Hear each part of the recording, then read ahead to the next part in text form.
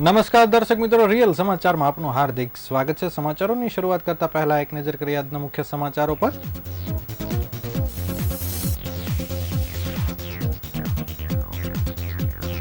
સુરત શહેરમાં 10,000થી વધુ smart meter લાગ્યા। 2 મહિનાનું બિલ 15 દિવસમાં આવતા લોકોમાં રોષ।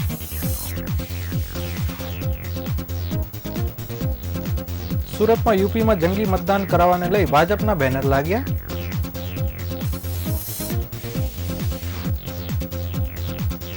ડિંડોલીની પ્રેમનગર ખાડીમાં વયોવૃદ્ધનો મૃતદેહ મળી આવ્યો।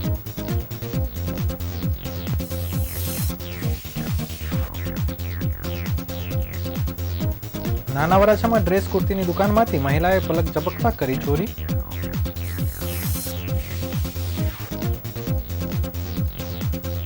સુરતમાં રિક્ષા ચાલકો સામે પોલીસે કરી લાલ આંખ। 10 જેટલા રિક્ષા ચાલકોને અને માલિકો વિરુદ્ધ કાર્યવાહી કરી।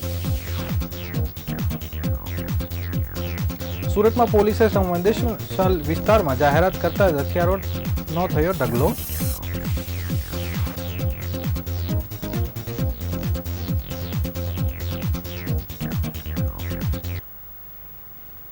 સમાચાર વિગતવાર જોઈએ।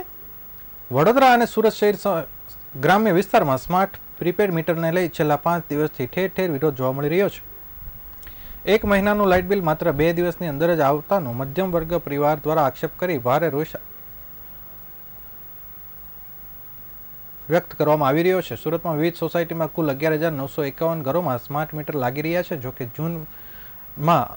જૂના મીટરના પ્રતિ દિવસ વીજ વપરાશનું સરેરાશ બિલ 35 રૂપિયા આવતું હતું, જે સ્માર્ટ મીટર લાગતા 76 થઈ ગયું છે, જેને કારણે લોકો દ્વારા વિરોધ કરવામાં આવી રહ્યો છે। જ્યારે આ બાબતે ખુલાસો કરવા માટે ડીજીવીસીએલના મેનેજિંગ ડિરેક્ટર દ્વારા પત્રકાર પરિષદ યોજવામાં આવી હતી।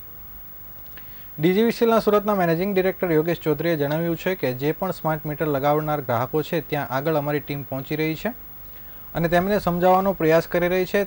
તેમના જે ડેટા છે તે પણ તેમની સમક્ષ મૂકવામાં આવી રહ્યા છે। કેટલીક વખત જે રિચાર્જ કરવામાં આવતું હોય છે તે જૂના બિલ બાકી હોય તેને કારણે રિચાર્જ કરાવતાની સાથે જ તેમના એકાઉન્ટમાંથી ઘણી વખત ખરી રકમનું ડિટેક્શન થઈ જાય છે। સુરત શહેરમાં 12,000 જેટલા સ્માર્ટ મીટર લગાવવામાં આવ્યા છે, જેમાં વધુ કોઈ ફરિયાદ અત્યાર સુધી મળી નથી। અત્યારે જે ફરિયાદો આવી રહી છે તે સોશિયલ મીડિયામાં વધુ ચર્ચામાં આવી છે અને અમે તમામનો ખુલાસો પણ કરી દીધો છે। સુરત શહેરમાં આગામી 1.5 વર્ષમાં 18 લાખ જેટલા સ્માર્ટ મીટર લગાડવાનો અંદાજ છે। નિર્મલનગરના ગ્રાહકો પાસે બીજો કોઈ વિકલ્પ નથી। સ્માર્ટ મીટર લાગેલા રહેશે। જે પણ લોકોમાં ગેરસમજ હશે તે દૂર કરવામાં આવશે।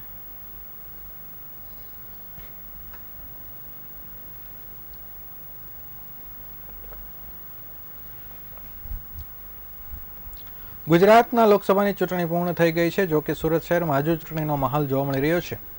દેશભરમાંથી રોજગારી અર્થે સુરત વસવાટ કરતા લોકો માટે હજુ પ્રચાર થઈ રહ્યો છે। સુરતમાં હિન્દી ભાષી વ્યક્તિઓમાં ભાજપ દ્વારા બેનર લગાવવામાં આવ્યા છે, જેમાં યુપીમાં વસતા પોતાના સ્નેહીજનોને ફોન કરીને ભાજપ તરફી મતદાન કરવાની અપીલ કરવામાં આવી રહી છે। બેનરમાં ફોન કરનારને CR પાટીલ સાથે ચા નાસ્તા અને ફોટોની તક મળશે તેવી લાલચ પણ આપવામાં આવી રહી છે।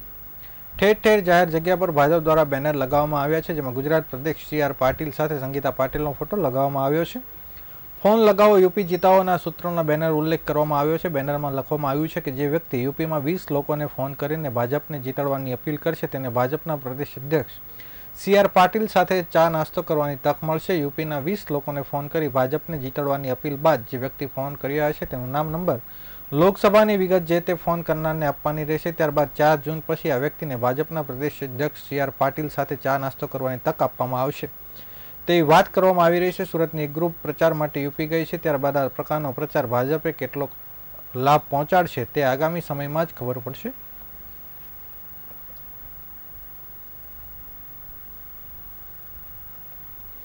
સુરતમાં ઘણી વખત ખાડીઓ પસાર થઈ રહી છે। જો કે હાલ આ ખાડીઓમાં મોટા ભાગે કાદવ જોવા મળ્યો છે, ત્યારે આ ખાડી કિનારે ઘણી ગેરપ્રવૃત્તિઓ થતી જોવા મળી રહી છે।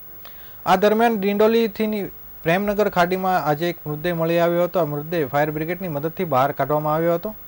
ડિંડોલીની પ્રેમનગર ખાડીમાં એક મૃતદેહ હોવાની જાણ સ્થાનિકો દ્વારા ફાયર બ્રિગેડને કરવામાં આવી હતી। ડિંડોલી ફાયર બ્રિગેડે ઘટના સ્થળે પહોંચીને તાત્કાલિક મૃતદેહને બહાર કાઢ્યો હતો। આ દરમિયાન ઘટના સ્થળે આવેલી 108 એમ્બ્યુલન્સ દ્વારા તપાસ કરતા તેને મૃત જાહેર કરવામાં આવ્યો હતો। મૃતકનું નામ દામુ મંગા બંગલ હોવાનું સામે આવ્યું છે। મૃતક દામુની ઉંમર 85 વર્ષની હોવાનું સામે આવ્યું છે। મૃતક દામુએ આપઘાત કર્યો કે પછી તેની હત્યા કરવામાં આવી તે અંગેની તપાસ હાથ ધરવામાં આવી છે।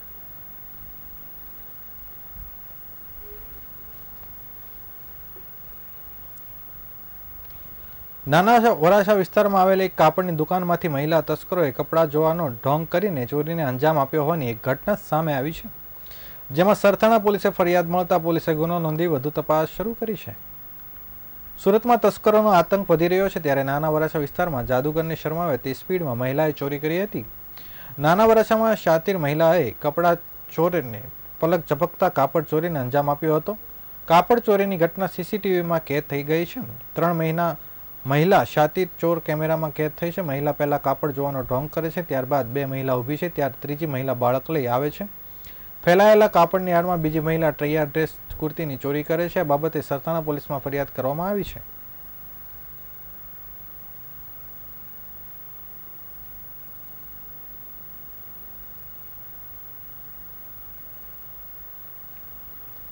સુરતની કાપોદ્રા પોલીસે રિક્ષા ચાલકો સામે લાલ આંખ કરી છે. રિક્ષા માલિકો ભાડેથી રિક્ષા આપી પૈસા કમાતા હોય છે, ત્યારે ઘણીવાર ભાડેથી રિક્ષા ચલાવનાર કોઈની જાતની ખરાઈ કર્યા વગર રિક્ષા માલિકો ભાડેથી રિક્ષા આપી દેતા હોય છે, જેમાં કાપોદ્રા પોલીસ મથકના 10 જેટલા રિક્ષા માલિકો અને ચાલકો વિરુદ્ધ કાર્યવાહી કરવામાં આવી છે.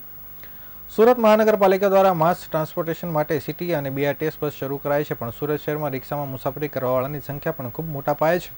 ત્યારે શહેરમાં રિક્ષામાં મુસાફરી કરતા પેસેન્જરોને કોઈપણ જાતની તકલીફ ના પડે અને કોઈ અઘટિત ઘટનાઓ ના બને તે માટે પોલીસ કમિશનર દ્વારા એક જાહેરનામું બહાર પાડવામાં આવ્યું છે, જે અંતર્ગત દરેક પોલીસ મથક વિસ્તારમાં કામગીરી કરવામાં આવી રહી છે. આપણે જાણીએ છીએ કે ઘણીવાર રિક્ષામાં સવારી કરતા મુસાફરોની કિંમતી વસ્તુઓ ચોરાઈ જતી હોય છે, સાથે ક્યારેક મુસાફરોને ગંભીર ઇજા પહોંચાડી લૂંટ કરાતી હોય છે, તો ક્યારેક એકલી મુસાફરી કરતી મહિલાઓ અને યુવતીઓ સાથે દુષ્કર્મની ઘટનાઓ પણ બને છે. આ ઘટનાઓ રોકવા માટે પોલીસ કમિશનર દ્વારા રિક્ષા માલિકો અને ભાડેથી રિક્ષા ચલાવતા ચાલકોની ખરાઈ કરવા સૂચના આપવામાં આવી છે. ત્યારે કાપોદ્રા પોલીસે તપાસ હાથ ધરી હતી. રિક્ષા ટેક્સી કેબના માલિકો પોતાની રિક્ષાઓ ટેક્સી કેબ ચલાવવા માટે જ્યારે ભાડેથી આપે છે, ત્યારે ભાડે રાખનાર શખ્સની વ્યક્તિગત કાયમી ઓળખાણ કે તે ડ્રાઇવિંગ લાયસન્સ અને બેજ ધરાવે છે કે કેમ, આ સાથે ચાલકના ચારિત્ર્યની ખરાઈ કર્યા વિના કયા દિવસે કોને રિક્ષા ટેક્સી કેબ ભાડે આપેલ છે તેનું રેકર્ડ જાળવ્યા વિના પોતાની રિક્ષાઓ ટેક્સી કેબ અજાણ્યા ડ્રાઈવરોના ભરોસા પર આપી દેતા હોય છે.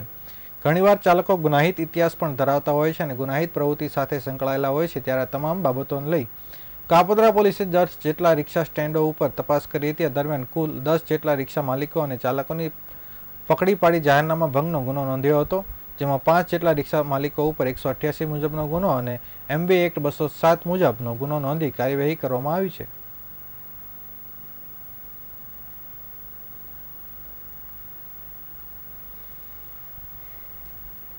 સુરત શહેર પોલીસ એક્શન મોડમાં આવી ગઈ છે. અલગ અલગ વિસ્તારોમાં રાત્રિના સમયે પોલીસ કોમ્બિંગ કરી રહી છે. પોલીસે કોમ્બિંગ કરવાની નવી રીત અપનાવી છે. કોમ્બિંગ પહેલા પોલીસ દ્વારા એનાઉન્સ કરવામાં આવે છે. જો કોઈ પાસે હથિયાર કે ઘાતક વસ્તુઓ હોય તો પોલીસને સમય સાથે આપે તેમાં જાતે મૂકવાની હોય છે. પછી કોઈ કોમ્બિંગ સમયે ઘરમાં વ્યક્તિ સાથે હથિયાર કે કોઈ વસ્તુ મળે તો કાર્યવાહી કરવામાં આવે છે.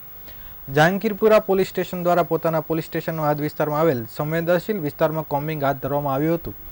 પ્રધાનમંત્રી આવાસ સુમન વંદન ખાતે લોકોને પોલીસે સહકાર આપતા મોટી સંખ્યામાં હથિયારો સ્વયંભૂ મૂકી ગયા હતા. લાકડાના ફટકા, લોખંડનો સળિયો, રેમ્બો છરી, તલવાર, ચપ્પુ એમ કુલ મળી 43 હથિયારો લોકોએ જમા કરાવ્યા હતા. ગુજરાત સચિન પોલીસે પણ આ જ પ્રમાણે કામગીરી કરી હતી.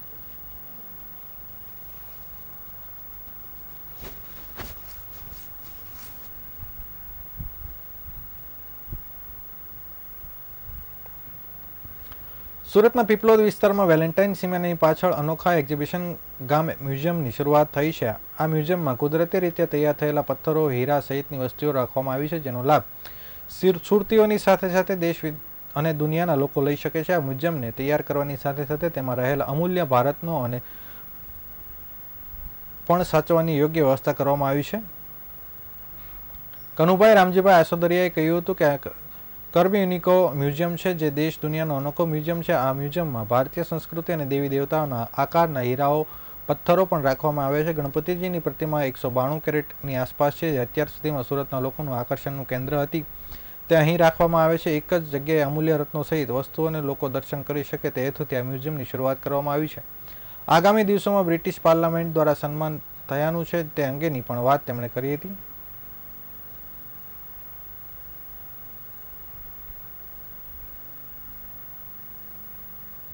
ખાસ જણાવતા આનંદ થાય છે કે આજનો દિવસ ઇન્ટરનેશનલ મ્યુઝિયમ ડે છે અને આ આટલા મોટા દિવસે આપણે એક મ્યુઝિયમનું ઓપનિંગ કર્યું છે અને એના માટે મેયરશ્રી આવ્યા, ભૂતપૂર્વ પોલીસ કમિશનર સાહેબ આવ્યા, વર્લ્ડ બુક ઓફ રેકોર્ડના સંતોષભાઈ શુક્લા યુકે થી ખાસ આવ્યા અને એવા ઘણા મહાનુભાવો આપણા મ્યુઝિયમની મુલાકાતે આવ્યા અને એમની ઓપનિંગ સેરેમની એમના હાથથી કર્યો અને એમને ખૂબ ખૂબ આનંદ થયો અને એમણે જણાવ્યું છે અને આશા રાખી છે અને તમામ પ્રકારની સહાયતા આપવા માટે કીધું છે કે આ મ્યુઝિયમ સુરતનું, ગુજરાતનું અને ભારતનું એક પર્યટન સ્થળ તરીકે આવનારા સમયમાં આગળ આવશે.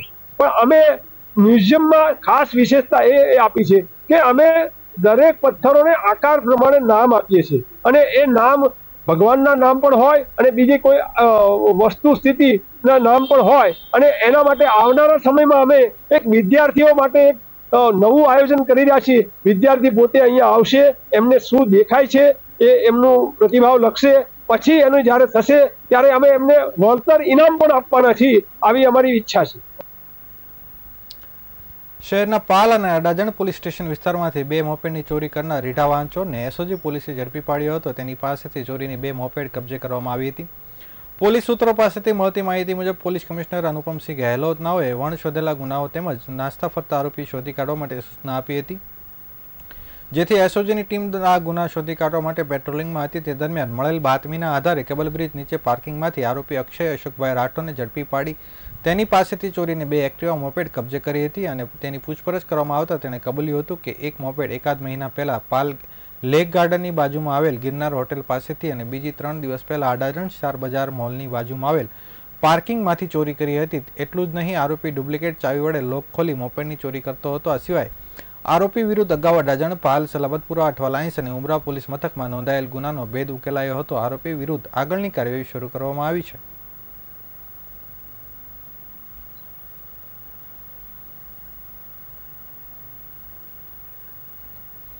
સમાચારો સમાપ્ત કરતા પહેલા ફરી એક વખત નજર કરીએ આજના મુખ્ય સમાચારો પર.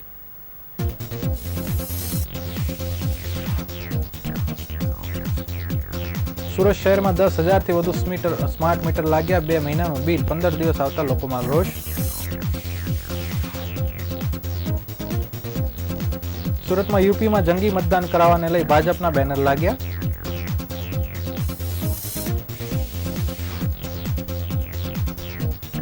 ડિંડોલીની પ્રેમનગર ખાડીમાં વયોવૃદ્ધનો મૃતદેહ મળી આવ્યો.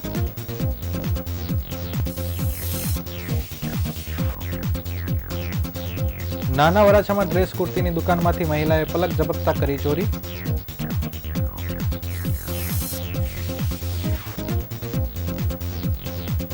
સુરતમાં રિક્ષા ચાલકો સામે પોલીસે કરી લાલાક. 10 જેટલા રિક્ષા માલિકો અને ચાલકો વિરુદ્ધ કાર્યવાહી.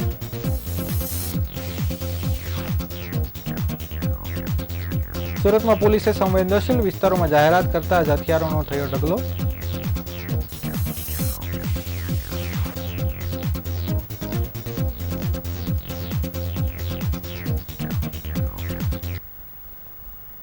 આ હતા અત્યાર સુધીના રિયલ સમાચાર. નવા સમાચારો સાથે ફરીથી મળીશું. ત્યાં સુધી રજા આપશો. નમસ્કાર.